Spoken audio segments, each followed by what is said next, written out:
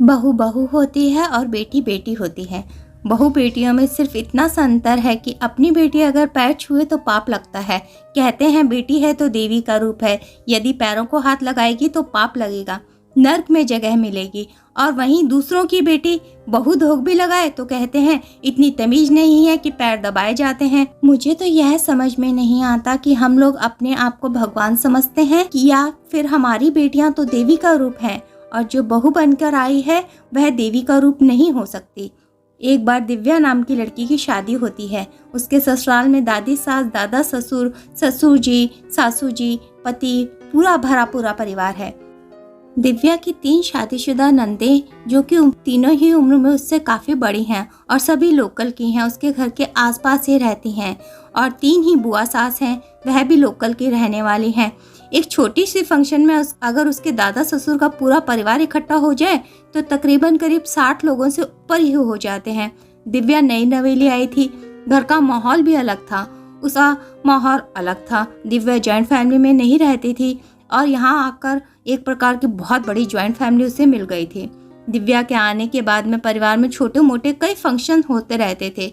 सब ननद बुआ सास मिलकर काम में हाथ बटाया करती थी। हाँ, बहू होने के नाते दिव्या को थोड़ा ज़्यादा काम तो करना ही पड़ता था, पर यह तो स्वाभाविक ही है। उसकी माँ भी काम करती है, वह भी बहू थी और बहू को तो हमेशा ज्यादा काम करना ही पड़ता है। इसमें कोई गलत बात भी नहीं है, क्योंकि हमारी मानसिकता ही ऐसे बैठ गई है कि बहू बैठी हो और बाकी सब लोग काम करें, तो ऐसे में बहू भी यही चाहती है कि वो भी काम करे। यदि घर में बहू हो तो उससे उम्मीद भी ज्यादा ही की जाती है। आज नवरात्र का पहला दिन था। उसके ससुराल में उसका पहला नवरात्रा था। सासू जी ने 2 दिन पहले ही उसे बता दिया था कि नवरात्रा के पहले दिन और नवमी को सब बहन बेटियों को बुलाकर खाना खिलाया जाता है। नवरात्रि के पहले दिन दिव्या 4 बजे सुबह उठकर बैठ गई, नहा धोकर तैयार हो गई। उसने चाय बनाकर सभी घर वालों को दे दी। सासू जी चाय पीने के बाद नहाने के लिए चली गईं। दादी सास की उम्र बहुत ज्यादा हो चुकी थी, अब उनसे बिल्कुल काम नहीं होता था। सासू जी ने बोला सब्जी काट के तैयार कर ले, तब तक मैं नहाकर आती हूँ। उन्होंने सब्जी निकाल कर दे दी थी, आलू चढ़ाने के लिए रख दिए। सासू और दिव्या दोनों काम में लग गईं। 9 बजने को आई थी। खाना पीना बनाने का सारा काम पूरा होने ही वाला था। दिव्या सोचने लगी आज तो कोई भी नहीं आ रहा है, क्या बात है, हमेशा तो बुआ जी वगैरह जल्दी आ जाती थी, आज तो सारा काम पूरा होने को आया, खाना पीना बनाने का अभी तक कोई फायदा ही नहीं हुआ। दिव्या ने सासू माँ से पूछा कि अभी तक बुआ जी और दीदी आए क्यों नहीं हैं, तो वह बोलने लगी कि सब खाना खाने के समय ही आएंगे। आज तो सब देवी हैं, घर की बेटियां देवी समान होती हैं, उनसे काम में सहयोग लेगी कि आज के दिन भी। दिव्या की सासू माँ थक चुकी थी और दिव्या भी थक चुकी थी। घर का परिवार इकट्ठा हुआ तो सबने आरती कर दी। अब बहन बेटियां भी आना शुरू हो गईं। दिव्या की सासू जी ने आते ही कहा थक गई मैं तो सबको लगा कि दिव्या ने क्या काम किया होगा, अकेली सासू जी ने ही सारा काम किया है, यह तो इतनी छोटी है, थोड़ी बहुत मदद करा दी होगी। सासू जी की बेटियों ने कहा मम्मी आप बैठ जाओ, अब थोड़ा आराम कर लो। जितना काम सासू जी ने किया उतना ही काम तो दिव्या ने किया था, पर उम्र का फर्क भी पड़ता है और सासू जी ने एक बार भी नहीं बताया कि उनकी बहू भी थक गई होगी, उसने भी उतना ही काम किया है जितना उन्होंने किया है, पर सारी सहानुभूति वो अकेली बटोर कर ले गईं। सासू जी ने आवाज लगाई दिव्या खाने की तैयारी कर लो, सब भूखे हैं और तू और मैं सबसे बाद में खाना खाएंगे, जब सभी लोग खाना खा लेंगे, समझी। दादी जी बोली मैं भी बाद में खाऊंगी, पर दादी जी की उम्र सबसे ज्यादा है तो सबने मना कर दिया। तभी दिव्या की सबसे छोटी वाली ननद बोली माँ तू भी हमारे साथ ही खाना खा ले, दिव्या है ना वह कर लेगी। ना करने के बावजूद भी सासू माँ खाने के लिए बैठ गईं। नवरात्रा के पहले दिन दिव्या के ससुराल में सभी घर की बेटियों को खाना सबसे पहले खिलाया जाता है। सारी बुआ, उनकी बेटियां, नंदे, उनकी बेटियां, सासू जी और दादी माँ खाना खाने के लिए बैठ गए। सासू जी बोली मैं भी इसकी मदद करा देती हूँ खाना लगाने में। तभी छोटी वाली ननद फिर से बोलने लगी अरे मम्मी उस पर जिम्मेदारी डालोगी तभी तो वह सीखेगी, आप थक गई होगी, अब आप हमारे साथ बैठकर खाना खा लो। अब छोड़ो, अब आप सासू बन गई हो, थोड़ा सासपना रखो। सब खिलखिलाकर हंसने लगे और सासू जी भी खाना खाने के लिए बैठ गई। सबको खाना खिलाया गया। दिव्या को बड़ा अच्छा लग रहा था कि वह पहली बार यह सब कुछ देख रही थी। तभी दादी जी ने आवाज दी सुन बहू, ध्यान रखना कोई भी बहन बेटी अपनी थाली ना उठा ले, सबकी जूठन थाली तुझे ही उठानी पड़ेगी। सासू जी में भी सासपना आ गया था। बहू ने सबकी थालियां उठाई। अब बारी आ गई थी पुरुषों के खाना खाने की। उनका भी खाना दिव्या ने लगाया और साथ में खाना परोसने का काम भी किया।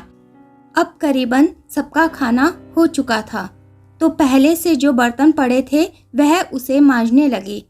तभी पुरुषों के खाने के बर्तन पड़े रह गए। सब बातों में लग गए, पर उन बर्तनों को तो सिर्फ घर की बहू ही उठा सकती थी। ऐसा नहीं है कि हमेशा उसके ससुराल में ऐसा ही होता था, पर आज नवरात्रा था, इसलिए घर की कोई भी बेटी काम को हाथ नहीं लगाएगी, फिर चाहे वह बुआ सास हो या ननद बाईसा हो। है तो उनके घर की बच्चियां ही। और हाँ, उनके घर में चलन नहीं था कि कोई भी पुरुष रसोई का काम करे और बहू के रहते हुए सासू माँ बर्तन उठाए। यह तो हो ही नहीं सकता। बर्तन धोना, बर्तन उठाना, यह सब काम तो घर के छोटे लोगों को ही करने चाहिए। बहू के रहते सास यह काम करे, ऐसा अच्छे घर की लड़कियों को शोभा नहीं देता। बर्तन का काम होने वाला ही था। जो बचे हुए बर्तन थे वह उन सभी को उठाने लगी। तभी सासू जी ने कहा, बर्तनों को बाद में साफ करना, अभी सभी दीदियों और बुआ जी के पैर धोने हैं, फिर उनका चरणामृत लेना है। दिव्या के भाव थोड़े से बदल गए। चरणामृत वह कैसे पिएगी? तभी सासू जी ने कहा, अरे नाम करना है, असली का पीना थोड़ी ही है गिलास भरकर, क्योंकि तू ही सबसे छोटी है तो तुझे ही करना होगा। वैसे तो खाना खाने से पहले ही धोने चाहिए थे, पर मैं तो काम के चक्कर में बिल्कुल भूल गई, दिमाग से ही निकल गया। अब यह लोग थोड़ी ना ही कहेंगे कि इनके पैर धो दो।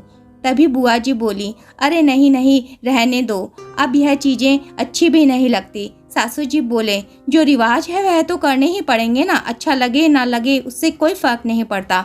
दादी जी ने भी हाँ में हाँ मिला दी। अब तो हमारी भी बहू है और जो रीति रिवाज चलते आए हैं उनको वो भी चलाएगी।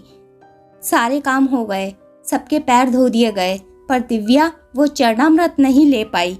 दादी जी ने, सासू जी ने ऐतराज भी किया और बोली, हम तो बड़े हैं, हम तो नहीं कर सकते, यह तो सबसे छोटी है और इसी का आशीर्वाद मिलेगा। पर चल, जैसी तेरी मर्जी, आजकल की लड़कियों को नहीं समझाया जा सकता। तभी दिव्या के ससुर जी ने भी सबके पैर छुए, सब बेटियों के भी और सब बहनों के भी। तो दिव्या थोड़ा लज्जित तो हुई कि जब ससुर जी ने बहन और बेटियों के पैर छुए हैं तो उसे भी मान रखने के लिए थोड़ा बहुत चरणामृत ले लेना चाहिए था। और वैसे भी सासू जी ने कहा था कि नाम मात्र तो लेना ही है, क्यों नहीं ले पाई मैं, पैर तो धो दिए थे ना मैंने। दोपहर को सोते सोते उसके दिमाग में सिर्फ यही चल रहा था कि चरणामृत नहीं लेकर उसने कोई गलती तो नहीं कर दी है ना। अब क्या सोचेंगे सब लोग उसके बारे में। फिर उसके मन में आया कि नवरात्रि में सिर्फ उनकी बेटियां ही क्या देवी का रूप हैं, वह भी तो किसी की बेटी है। छोटी कन्याओं का तो समझ में आता है, पर 60 साल की आपकी बेटी देवी और 20 साल की बहू जूठन उठाने वाली, ताकि उसको पुण्य मिले, उन देवियों का आशीर्वाद प्राप्त हो। ऐसा नहीं है कि उसके ससुराल वाले अत्याचारी थे बहुओं के प्रति, वे हमेशा से अच्छे रहे हैं। बाकी सभी त्योहारों में तो सब मिलजुल कर काम करते थे। बर्तन वाला काम जरूर उसी के सर आता था, पर बाकी सब काम मिलजुल कर हो जाता था। कभी उसे यह लगा ही नहीं कि वह बहू है तो ज्यादा काम किया, या जो भी हो उससे छोटे मोटे काम करवाए जा रहे थे। आज नवरात्रि के दिन उसे जरूर लगा कि केवल खुद के घर की बेटी ही देवी क्यों होती है, बहू को देवी क्यों नहीं माना जाता। बहू भी तो किसी की बेटी है, बहू और बेटी दोनों ही तो घर की लक्ष्मी होती हैं, फिर फर्क क्यों किया जाता है। छोड़ दो पुराने रीति रिवाजों को। बेटी गलती करे तो छुपा ली जाती है, लेकिन बहू कर दे तो छाप बन जाती है। कब लोगों की सोच बदलेगी, कब तक बहू और बेटी में अंतर खत्म नहीं होगा। जब तक हम बहू को बेटी जैसी बनाने की कोशिश करते रहेंगे, तब तक हमारी बहू कभी भी हमारी बेटी नहीं बन पाएगी। दोस्तों, आपको यह कहानी कैसी लगी हमें कमेंट सेक्शन में जाकर जरूर बताइएगा। और हाँ, आप अपने सुझाव भी लिखें, जिससे हम और बेहतर करने की कोशिश करें। फिर मिलेंगे अगली वीडियो के साथ। तब तक के अपना ख्याल रखें और हमेशा मुस्कुराते रहें। और दोस्तों, अगर कहानी पसंद आई हो तो कहानी को लाइक करें, शेयर करें और इसी तरह की मनोरंजक कहानियों को सुनने के लिए मेरे चैनल को सब्सक्राइब करना बिल्कुल भी ना भूलें। धन्यवाद।